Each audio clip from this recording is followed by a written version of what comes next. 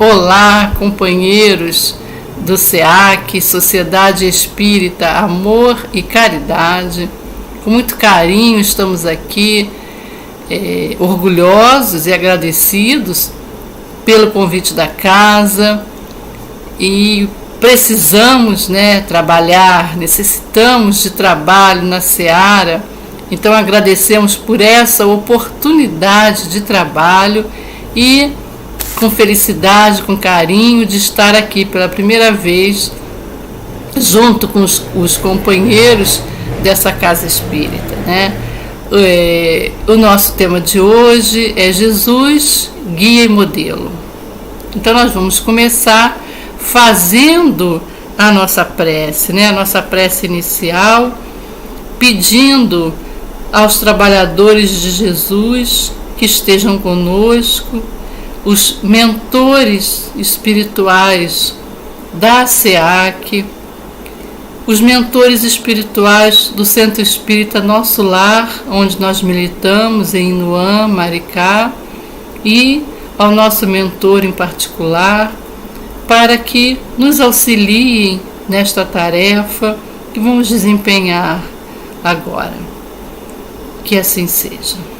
Graças a Deus, E o nosso tema de hoje é Jesus, nosso guia e modelo. Vamos falar um pouquinho, desse nosso grande mestre. E é uma honra imensa termos essa oportunidade, podermos falar um pouquinho de Jesus.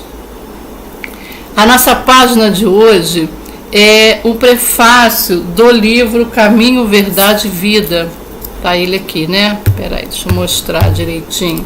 Caminho, Verdade e Vida, de Emmanuel, na psicografia do Chico. E o texto que nós vamos usar agora para nossa abertura é uma parte do prefácio, o prefácio dessa obra. Tiramos um trecho, porque o prefácio é longo. Começamos assim: a lição do mestre não constitui tão somente um impositivo para os mistérios da adoração. É roteiro imprescindível para a legislação e administração, para o serviço e para a obediência. O Cristo não estabelece linhas divisórias entre o templo e a oficina. Toda a terra é seu altar de oração e seu campo de trabalho ao mesmo tempo. Por louvá-lo nas igrejas e menoscabá-lo nas ruas, é que temos naufragado 1000 vezes por nossa própria culpa. Todos os lugares, portanto, podem ser consagrados ao serviço divino. Então, vamos comentar um pouquinho desta bela página de Emmanuel, nos dizendo que a lição do mestre, ou seja, o seu evangelho, não é apenas para adoração. Ele diz, não é um impositivo para os mistérios de adoração, ou seja, não está ali apenas para ser observado, lido, adorado, idolatrado, não. Vai muito mais além. Diz Emmanuel, é um roteiro imprescindível para legislação e administração. Então, para que nós possamos nos organizar as nossas vidas, e não só nós, apenas nós como indivíduos, mas como um todo, deveria ser o roteiro para se legislar e para se administrar em qualquer local, em qualquer instância, para o serviço e para a obediência, ou seja, obedecermos, estarmos ali coerentes com essas leis ensinadas pelo Mestre Jesus, que na verdade são as leis divinas. O Cristo não estabelece linhas divisórias entre o templo e a oficina. Toda a terra é seu altar, é seu campo de trabalho. Então, gente, não ter linhas divisórias entre o templo e a oficina.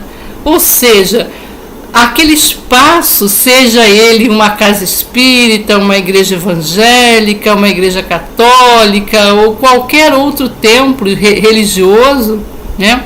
Quando ele diz aqui o templo, qualquer templo religioso onde se estuda, onde se adora, não deve haver diferença entre o nosso comportamento, entre quem somos nós no nosso templo e na nossa oficina, ou seja, a oficina de trabalho, que é a nossa vida no dia a dia, o nosso contato diário com os nossos semelhantes, né? Então não pode ter diferença, e muitas vezes a gente vê isso dentro da casa espírita, que é onde nós militamos, onde nós estamos, né? Porque somos espíritas. Estamos falando aqui sobre a ótica, falando de Jesus sob a ótica do Espiritismo.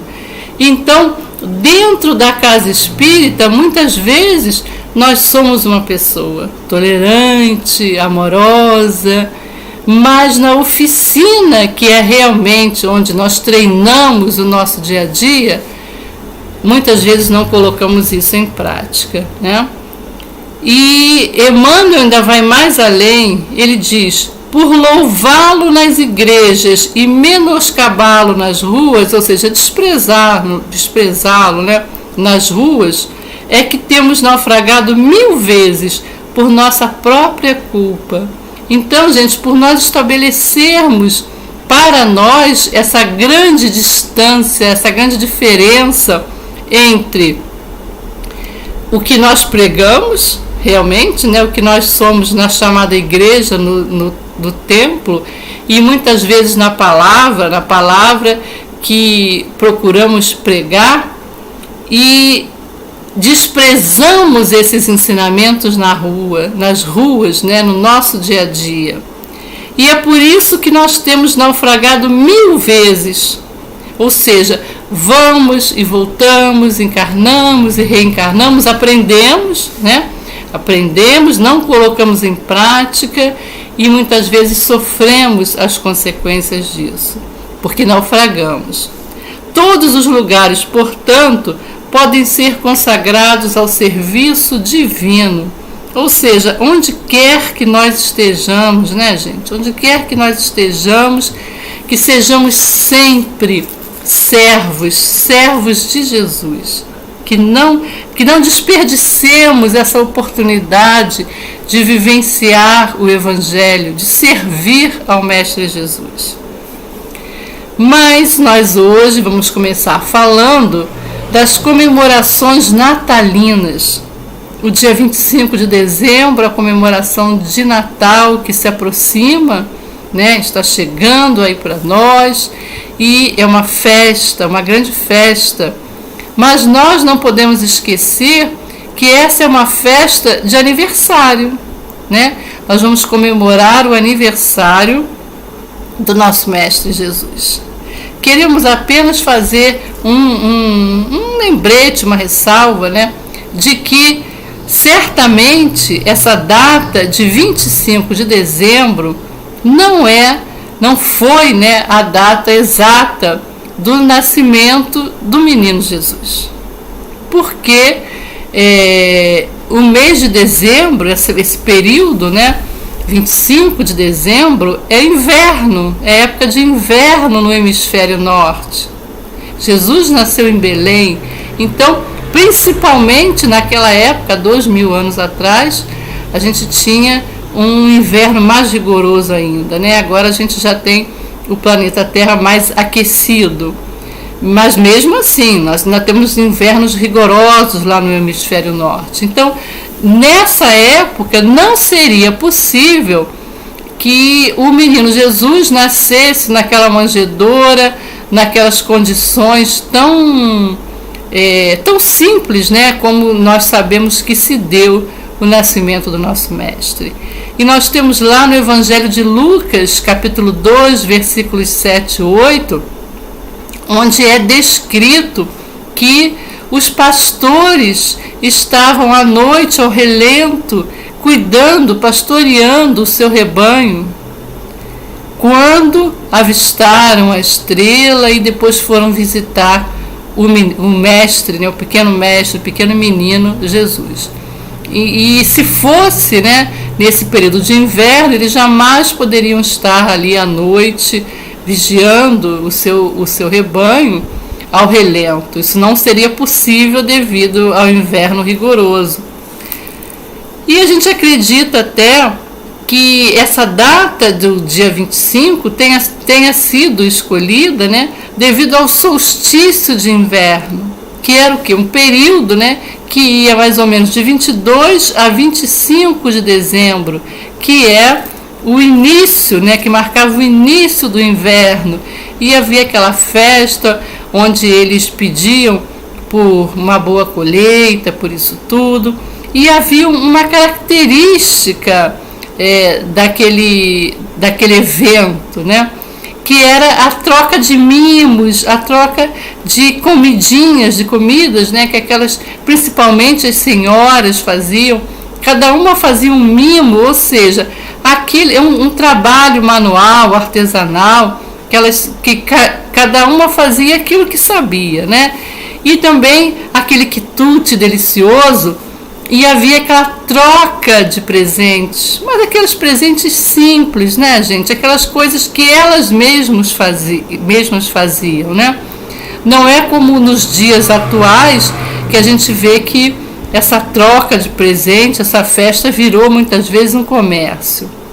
Esse ano nem tanto, porque nós estamos em plena pandemia, sabemos que não podemos nos juntar em grande número e também estamos mais comedidos, né? Evitando os excessos. Nós devemos comemorar, sim, claro, essa data, mas não esquecendo nunca de que comemoramos o aniversário do Mestre Jesus, né? Ele é o grande aniversariante. Isso é o importante aqui para nós. E também, gente, não importa se o nascimento foi em dezembro, se foi em outro mês, com certeza deve ter sido um mês em que a temperatura era mais amena, mas para nós realmente o que importa é nós estarmos de coração limpo e aberto para participar do aniversário do nosso querido Mestre Jesus. E Jesus marcou um tempo, né, gente? Uma era, uma época, o antes de Cristo, o AC, e o DC, o depois de Cristo. Mudança, né, de comportamento sempre, antes, para cada um de nós, né, antes de conhecer o Cristo e depois de conhecermos o Cristo. Porque durante esses milênios, tivemos já, com certeza, diversas encarnações, e onde provavelmente ou certamente devemos ter deixado de lado, né, esses ensinamentos do nosso Mestre Jesus, porque senão não estaríamos hoje na posição em que nos encontramos aqui, a menos que fôssemos missionários, né, o que não acontece com a maioria de nós. Então vamos pensar quando Jesus nasceu para cada um de nós, em cada um de nós, né? Quando é que foi essa nossa mudança de comportamento em função de vivenciarmos o Cristo Jesus? E se ainda não houve essa mudança, que procuremos o mais rápido possível executar em nós. E aí vamos lembrar quando Jesus nasceu, para as principais personalidades, para algumas, né, das personalidades da época que nós temos conhecimento. E aí nós vamos falar de Simão Pedro, aquela figura muito querida do Mestre Jesus e muito peculiar também, né? Quando foi que Jesus nasceu mesmo para Simão Pedro?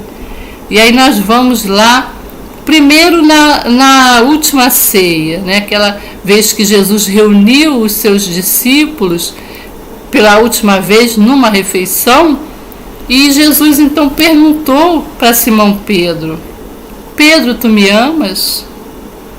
E o Pedro, claro que eu te amo, Senhor. Óbvio que eu te amo. E Jesus insiste, né? Pedro, tu me amas? E o discípulo ficou até um pouco ofendido, né? Mas, Senhor, tu sabes que eu te amo. E aí nós vamos ver, vamos relembrar depois o Mestre Jesus já na cruz e a negação de Pedro, né? Pedro não foi capaz naquela ocasião de realmente assumir o seu compromisso com o Mestre Jesus. E aí depois que Jesus já estava sem o corpo físico, né? Já tinha sido crucificado, já estava liberto do corpo físico, Jesus em espírito apareceu algumas vezes, né? Se fez presente para alguns dos companheiros e certa vez o Mestre Jesus, então, se acercando daqueles seus discípulos amados e queridos que vinham no barco pescando e viram a figura de Jesus e Simão Pedro, então, afoito, né, para chegar logo primeiro para estar com o Mestre, que se sentou com eles, conversando como nos velhos tempos. E Jesus, então, fazendo novamente a Pedro aquela pergunta: Pedro, tu me amas? E Pedro pensa, né? Vai na sua mente, e Jesus, lendo também os seus pensamentos, Pedro lembrando de todo aquele período da crucificação, tudo que aconteceu, né? O que foi passado, a sua negação. E Jesus, então, sabendo, né, o que se passava no íntimo de Pedro, voltou a perguntar: Pedro, tu me amas? No que Pedro responde: Senhor, eu te amo, mas sou tão fraco. Reconheço as minhas fraquezas. E Jesus, então, faz aquele célebre pedido, né, para Simão Pedro: apacenta as minhas ovelhas.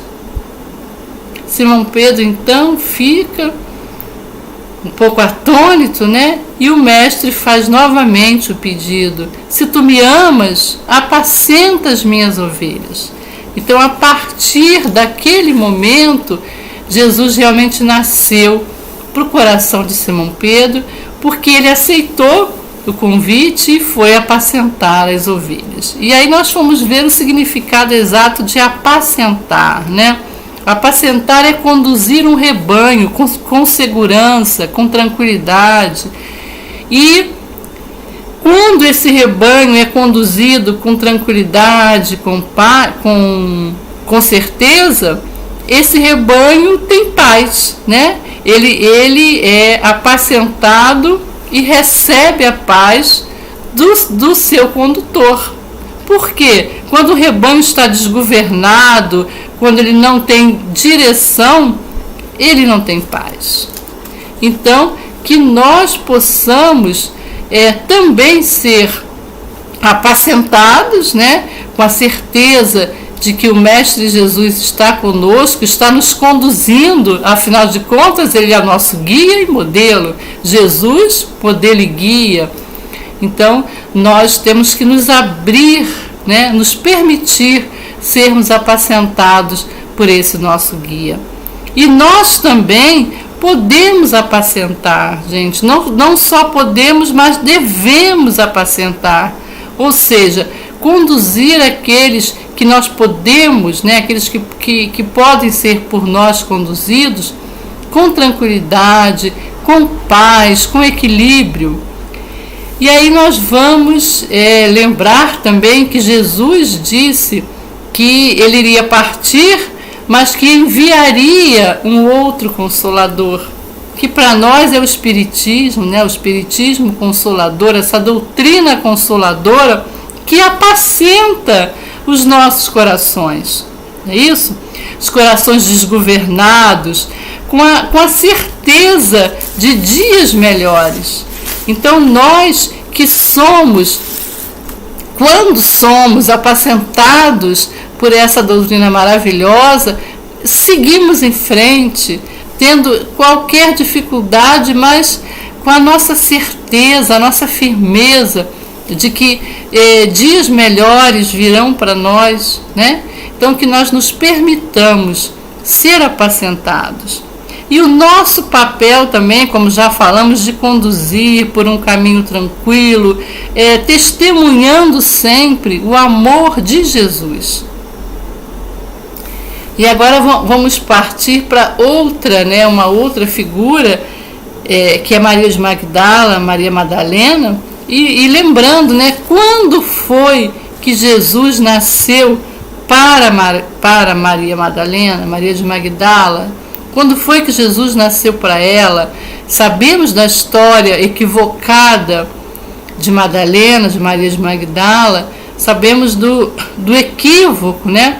E daquela necessidade tão grande que Maria tinha de amor, de sentir-se amada.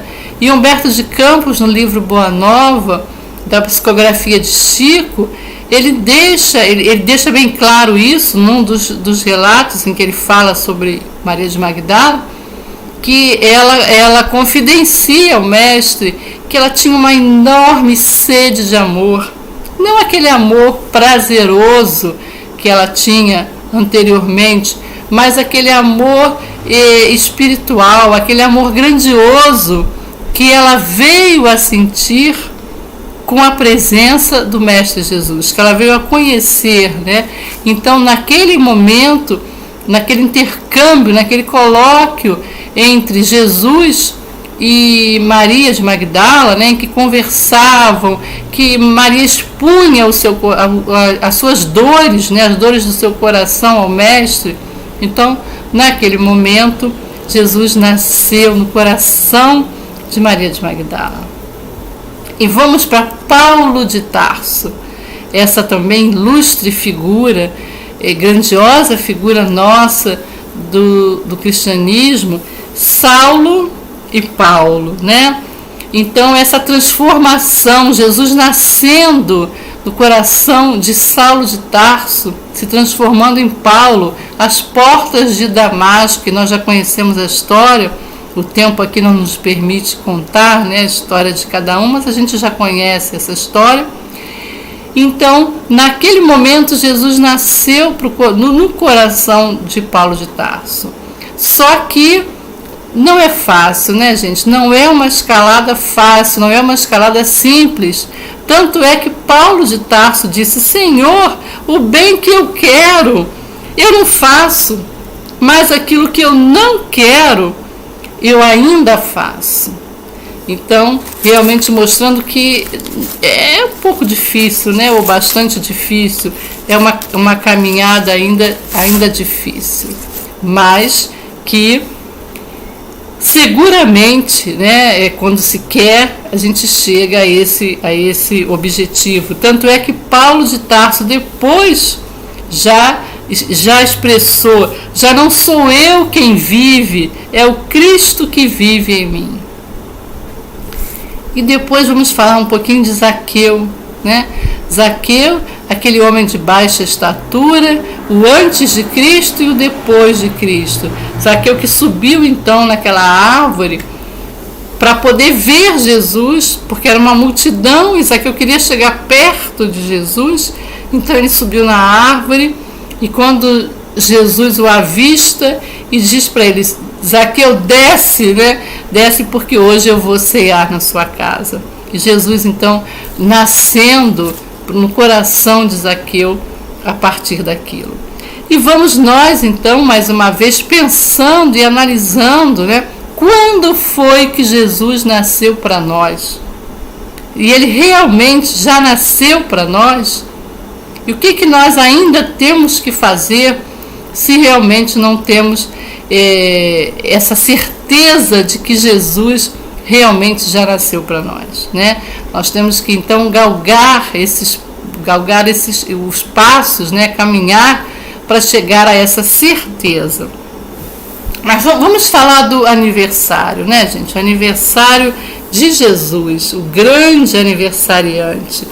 E nós temos que presentear o aniversariante, né? Temos que dar presentes. E quando nós vamos a algum aniversário, a gente procura saber o que o aniversariante gosta para levar de presente, né?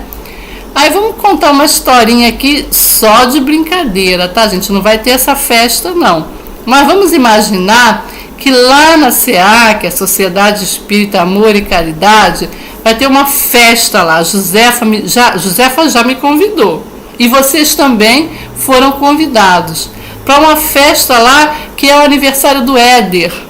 Éder vai fazer aniversário, então a gente vai para essa festa, né? E aí eu fiquei pensando, poxa vida, que presente que eu vou levar para o Éder? Então o que eu tenho que pensar? O que o aniversariante gosta para eu poder presenteá-lo? Se o Éder torce pelo Clube do Flamengo, eu vou chegar lá na festa de aniversário dele com uma camisa do Fluminense e uma do Botafogo, ainda mais uma, vou levar 3 camisas, uma do Botafogo, uma do Vasco, uma do Fluminense. O Éder vai ficar feliz com esse presente? Você vai gostar, Éder, de receber 3 camisas logo? Acredito que não, né? Ele vai pensar assim, poxa vida, me deu 3 camisas, mas eu preferia que tivesse me dado uma só, desde que fosse do meu time, né? Que esse presente fosse do meu agrado. Então, gente, e olha só, eu sei que esse é o time do Éder, porque eu fui olhar lá no Facebook, tá? Eu também não sabia não, mas eu fui olhar lá e vi que era. Mas o nosso aniversariante aqui é Jesus, o nosso mestre Jesus. E o que nós vamos dar de presente para ele? Que no momento que nós estivermos presenteando o mestre Jesus, nós é que estaremos ganhando presentes, né? Nós é que seremos agraciados, que seremos contemplados. E esse tempo agora, gente, é um tempo que não há mais tempo para se perder, né? E essa pandemia, ela veio mostrar muito disso para nós.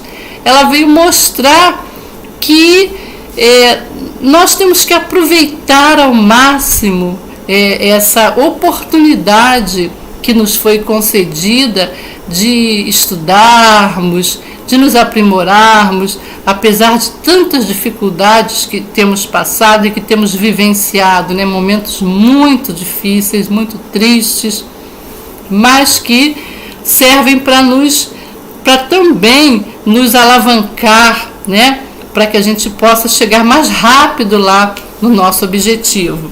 Mas vamos lá, os presentes do aniversariante, né? E se nós queremos presenteá-lo, para sermos também presenteados, como já falamos, nós temos que seguir os seus preceitos. Seguir os preceitos do Cristo. Ele não é o nosso modelo e guia? Então, dar mais importância para os ensinamentos do Cristo, né? O que o Cristo realmente nos ensinou. Então, a gente precisa dar mais importância realmente para isso, né? Seguindo esses exemplos. Os antigos ideais já não saciam mais a nossa alma. São novos tempos, novas aspirações, tempo de reconciliação, né? Não só no Natal, mas por todo o tempo, especialmente nesse tempo em que nós sabemos que a espiritualidade que sempre está conosco, né, nunca nos desampara, mas que nessa época natalina eles ainda se aproximam mais de nós, terráqueos, né, se aproximam mais aqui, chegam mais pertinho de nós, a falange abnegada do Mestre Jesus e o próprio Mestre, e os corações estão mais abertos, mais enternecidos. Então é tempo de reconciliação. E o Mestre já havia nos dito, né? Reconcilia-te com teu adversário enquanto estás a caminho com ele. Então, se nós ainda temos alguma pendência, alguma coisa para reconciliar, que o façamos agora. Não vamos deixar entrar 2021, não. Que seja resolvido agora, em 2020. Desfazer erros cometidos, porque todos nós cometemos erros, é claro. Agora, procurando errar menos, e se erramos, não há mal nenhum em desfazer esses erros. A hora é essa, o período é esse, né? Sermos mais saudáveis interiormente, mais saudáveis conosco mesmo. Não aos discursos de ódio, de maneira nenhuma. Isso não nos cabe mais, isso não nos pertence.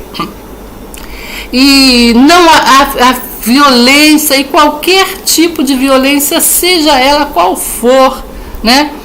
Violência à natureza, não. Violência ao meio ambiente, não. E voltando lá, gente, aos discursos de ódio, vamos ver que nós hoje não temos mais aqueles duelos, né, que se via antigamente, onde se pegava a espada para duelar. Mas infelizmente nós temos agora o duelo feito nas redes sociais, o duelo pela internet, que nós devemos ao máximo evitar isso. Infelizmente nós temos visto, inclusive por espíritas, por companheiros nossos, que na época em que estávamos presencialmente nas casas espíritas, nos sentávamos uns ao lado dos outros, né? Fazíamos muitas vezes um círculo de estudos, onde estudávamos o Evangelho de Jesus, e saindo de lá íamos para as nossas casas, e nas redes sociais nos atacávamos uns aos outros. Hoje em dia a gente não precisa nem sair de casa, né? Os nossos estudos são virtuais, e o que a gente vê é que muitas vezes, após os estudos, voltamos para aquela velha prática de duelar na internet. E, gente, vamos lembrar lá, quando Jesus, no seu Evangelho, ele nos alertou dizendo: aquele que disser a seu irmão, raca, és louco, será condenado no juízo. E o que significava? Né? Não se usa mais esse termo, mas o significado dele, de raca, era um ser desprezível, um ser de baixo valor, um ser vil, né? De vileza. Então, Jesus condenava esse adjetivo pejorativo. Imagina hoje, quando vamos, né, quando a gente vê aí pelas redes sociais, porque um gosta do amarelo, o outro gosta do azul, pronto, acabou, né? Vem as ofensas, que a gente não vai colocar aqui, mas que nós cansamos de ver, sim. E isso, gente, o que nos choca mais é que parte, muitas vezes, dos nossos companheiros espíritas, sim, que estão conosco dentro das casas espíritas, estudando o Evangelho de Jesus e depois duelando, né? E olha, então vamos ver essa advertência que o mestre nos diz, né? Que aquele que chamar o outro de raca será condenado no juízo. Então pensemos nisso, gente. Não é mais tempo de discórdia, não é mais tempo de pendengas, não é isso? É tempo de união, de amor, de confraternização, de solidariedade. É disso que nós precisamos. É isso que o nosso mundo precisa para poder alcançar aquilo que ele está predestinado.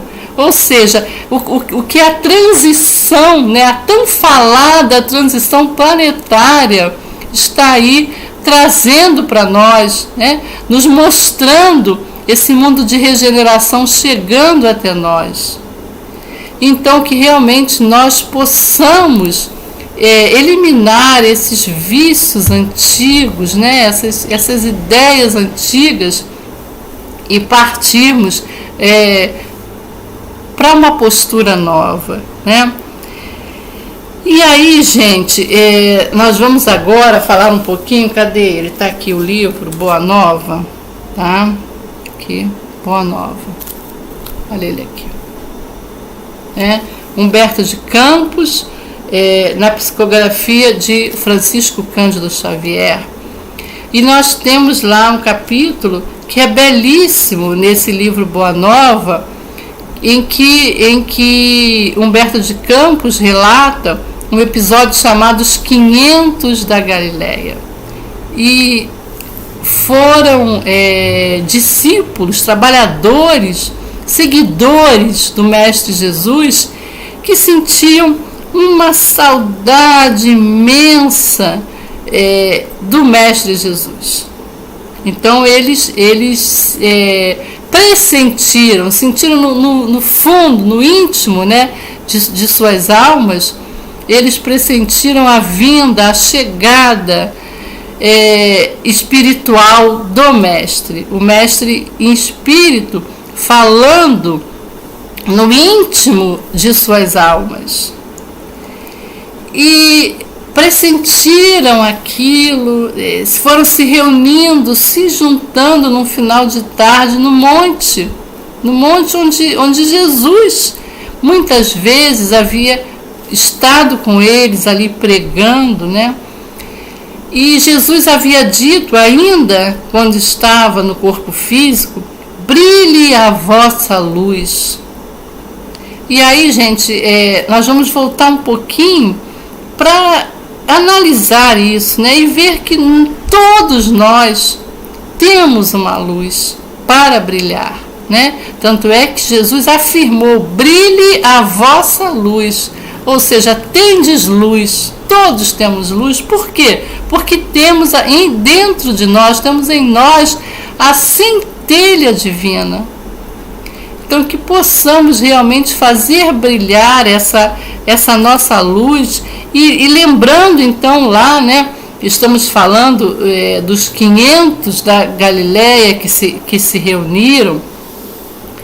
E lembrando deles, aí a gente vai entender que eles, ouvindo aquela palavra amorosa do Mestre, que não era uma palavra falada, mas que era uma palavra sentida espiritualmente, palavras de paz, de amor, de apaziguamento, e aqueles primeiros cristãos saíam dali e iam pregar, né? Iam pregando a palavra do Mestre, e muitos deles, a maioria deles, sendo aprisionado, martirizado, em nome de Jesus, porque pregavam os ensinamentos de Jesus. E aí, gente, estávamos revendo a obra há 2000 anos de Emmanuel, na psicografia do Chico Xavier, onde Emmanuel conta a sua própria história, né? Nessa época em que Jesus estava lá entre eles, pregando para eles, então Emmanuel, ele estava na personalidade de Públio Lentulus, que era aquele senador romano que servia fielmente ao império, né? Aquele senador romano imponente, cheio do orgulho romano, e que desprezava aqueles menores, aqueles servos, né? Representando toda a sua classe, aquela sua classe de senhores, né? Senhores do Império Romano. E muito luxo é descrito lá, aqueles templos suntuosos, os privilégios, os grandes privilégios que eles tinham, aqueles os bezerros de ouro que eles adoravam, né? Muito ouro, muito luxo. E naquela ocasião eles se sentiam, né? Isso não foi só naquela ocasião, isso acontece até os dias de hoje, mas a gente começa a entender um pouquinho a partir da descrição de Públio Lentulus, quando ele conversava, né, e dizia que Não era possível aquelas ideias cristãs, aquelas ideias que o Nazareno pregava, de igualdade, de fraternidade, de amor ao próximo. Não era possível porque eles eram uma classe muito superior. Eles eram os senhores, então não podia, era impossível haver igualdade entre eles, nobres, e os servos. Então, por isso, eles tanto criticavam a doutrina cristã, aquela nova doutrina que vinha pregar essas coisas. E aí, gente, quantos séculos, 2 séculos se passaram, 2 milênios se passaram, e quantos séculos, depois disso, estamos nós hoje em 2020, e isso ficou lá no passado? Eu pergunto a vocês, acabou isso? Não, Vocês vão me responder que não, porque, infelizmente, a nossa verdade é outra, gente? Porque até hoje nós ainda nos defrontamos com essa mesma desigualdade, com esse mesmo pensamento de uma minoria tão privilegiada que se sente como naquela época, Eles se sentiam superiores, como se sentem até hoje, em superioridade, e vivem, nesse luxo todo, em detrimento das grandes dificuldades enfrentadas pelos menos favorecidos. Então, essas desigualdades, elas precisam ser amenizadas, porque se nós ansiamos chegar a um mundo de regeneração, e estamos caminhando para isso, queremos caminhar, estamos caminhando, nesse mundo de regeneração não há mais espaço para tamanhas desigualdades. Não existe mais essa oportunidade, Não podemos mais pensar assim. Então a gente tem que mudar, tem que realmente fazer essa mudança que vem de cada um de nós.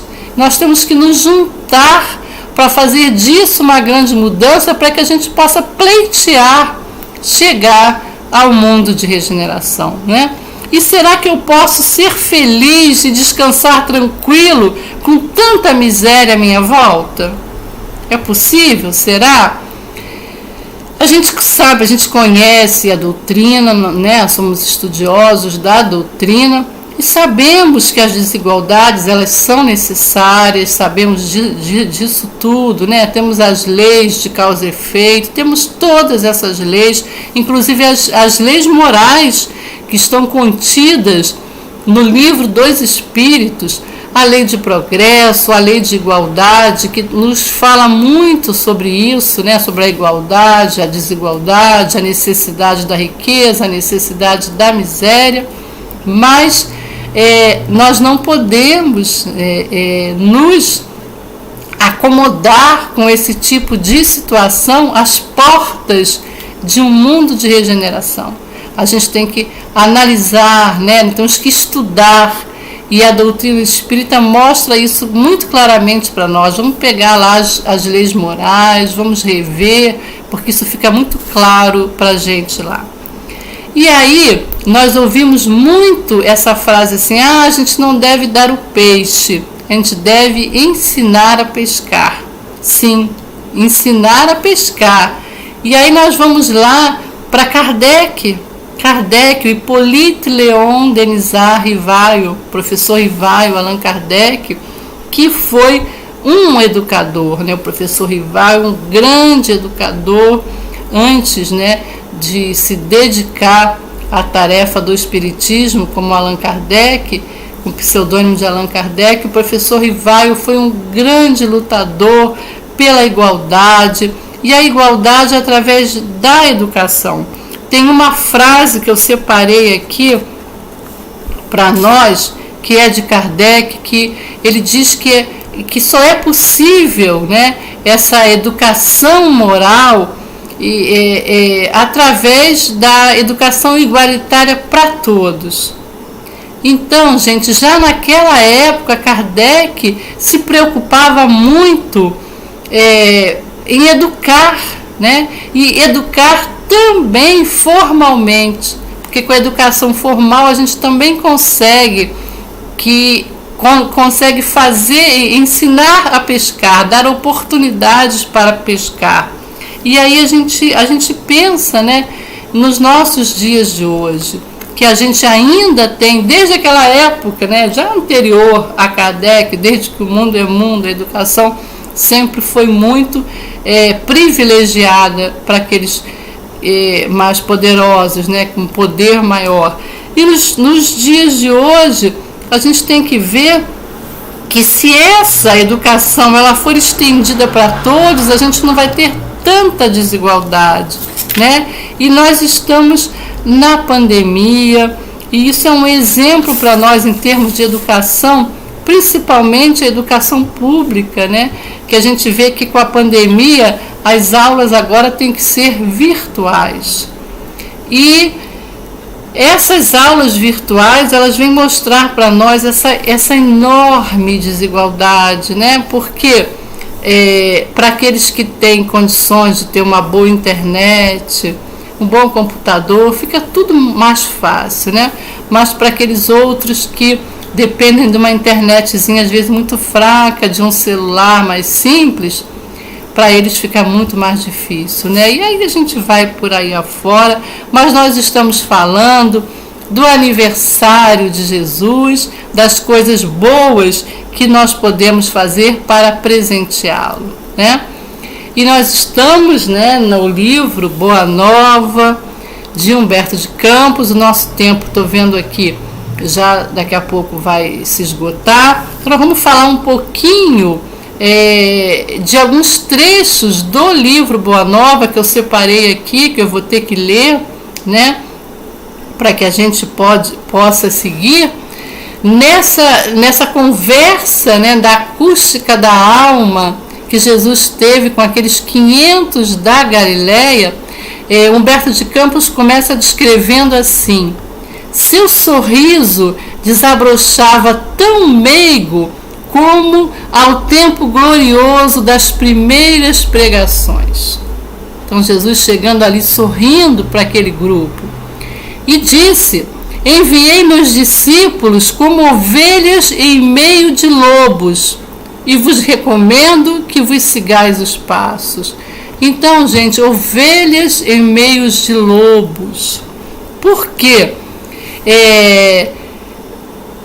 Até hoje, né, desde aquela época e até hoje, o poder, né, aqueles que têm o poder, são considerados como lobos, né, que procuram aprisionar as suas ovelhas. Então nós ainda temos isso hoje, e essa dificuldade, né, uma grande dificuldade para poder seguir em frente, mostrando, né, esses ensinamentos do Mestre Jesus. Seguindo ainda, ele diz: séculos de luta vos esperam na estrada universal. Sereis escarnecidos e aparentemente desamparados. Gente, escarnecidos, chacoteados, né, virar chacota. E a gente ainda vê muito isso. Quando se fala, não só se fala, mas quando se pratica essa união, essa fraternidade, algumas vezes, né, ainda somos ditos ilusórios, e a gente pode pensar até que estamos abandonados, mas não. Jesus diz aqui, aparentemente desamparados. Isso serve também para essa época nossa da pandemia, que muitas vezes as pessoas ficam desarvoradas, né? Achando que tudo está perdido. Não, nada está perdido, é uma passagem, né, que nós vamos superar sim, porque Jesus, o nosso modelo e guia, ele está à frente, né? E ainda lá nos 500 da Galileia, Jesus diz: até que meu reino se estabeleça na terra, não conhecereis o amor no mundo. O amor universal, né, gente? Aquele grande amor. Não esse amor comum que a gente possa dizer, eu te amo. Não. Aquele amor que o Mestre Jesus dedica a nós, né? Sempre dedicou a nós. E ele diz, eu, no entanto, encherei a vossa solidão com a minha assistência incessante. Então, essa certeza para nós de que Jesus nos assiste sempre, sempre. E ainda falando sobre aqueles 500 da Galileia que estavam com Jesus ali, né, participando daquele banquete espiritual, Jesus se refere, Humberto de Campos aqui, quando se refere a eles, né, o tratamento dado a Jesus, por Jesus a eles, Humberto de Campos diz, eles reencarnaram em todos os tempos, ensinando a verdade e abrindo novos caminhos de luz. Então a reencarnação aí desses grandes trabalhadores do Mestre, que séculos afora foram e voltaram e estão vindo, né, novamente, sempre para nos auxiliar, para auxiliar o nosso progresso, para mostrar que nós não estamos desamparados, como o Mestre afirmou acima, né? Eles reencarnaram abrindo caminhos de luz, revelando o desejo do Cristo. Olha só, revelando o desejo do Cristo. E qual é esse desejo? Que é de união, de amor, de fraternidade e de concórdia. Então, esse é o desejo do nosso Mestre, e é esse o presente que nós temos que ofertar para o nosso Mestre Jesus, né? Que é o amor, a fraternidade, a concórdia, o auxílio mútuo. Esse é realmente o grande presente, o grande desafio nosso. É por esse desafio que nós temos que lutar. E aí, para finalizar, a gente vai aqui na obra de Amélia Rodrigues, olha só. Amélia Rodrigues, na psicografia de Divaldo Franco, Primícias do Reino, ou seja, primícias são os primeiros tempos do reino. E que Amélia Rodrigues, essa maravilhosa poetisa, que colheu dos arquivos da espiritualidade, da biblioteca da espiritualidade, preciosidades para trazer para nós. E assim como Humberto de Campos fala desses abnegados trabalhadores de Jesus, Amélia Rodrigues também fala, ela diz aqui, ter os nomes escritos nos céus para servirem à causa da verdade, encaminhados periodicamente à terra. Então, esses trabalhadores de Jesus vindo periodicamente nos auxiliar, assim como nos mostrou Humberto de Campos, ter esses nomes escritos no céu, ou seja, tipo um caderninho, olha, eu posso contar com esse, com aquele, e que vão se multiplicando, né, gente? Eram 500 naquela época, que depois viraram 500 mil, ou não sei quantos mais, né, quiçá milhões. Amélia Rodrigues ainda segue, 1000 vezes seriam convidados à atitude branda de ovelhas entre os lobos do caminho.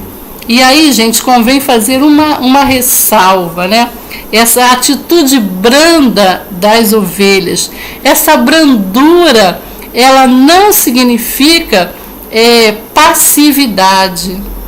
Não, esse caminho é um caminho de ação branda, ação de brandura, ação pacificadora. O Mestre disse, bem-aventurados os pacificadores, aqueles que exaltam e trazem a paz, mas não é aquela paz inerte, não é, tá? É a paz, sim, mas com ação, porque Jesus, ele foi enérgico sempre que precisou ser, né?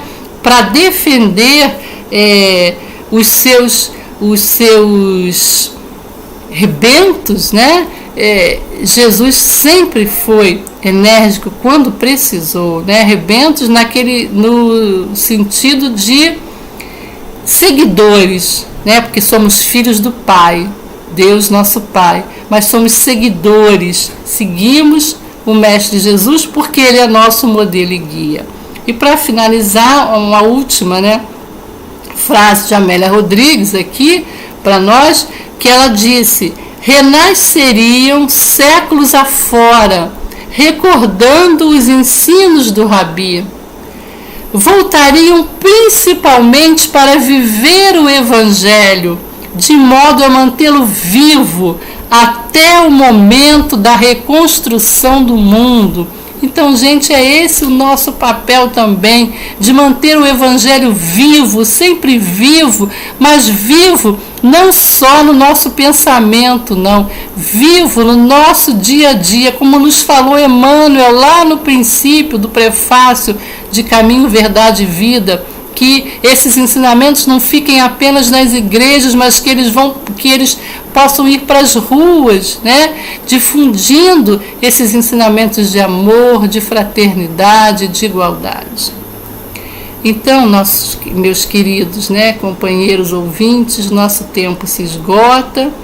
Nós vamos então à nossa oração final, que é o nosso desejo, o nosso pedido, que o nosso querido aniversariante possa nos proteger, nos amparar. Pedimos também pela Sociedade Espírita Amor e Caridade, esse templo de luz, que eles também possam ser amparados, assim como a nós todos, né? Que sigamos em paz, não esquecendo, temos que presentear o nosso querido aniversariante, que é Jesus, nosso modelo e guia.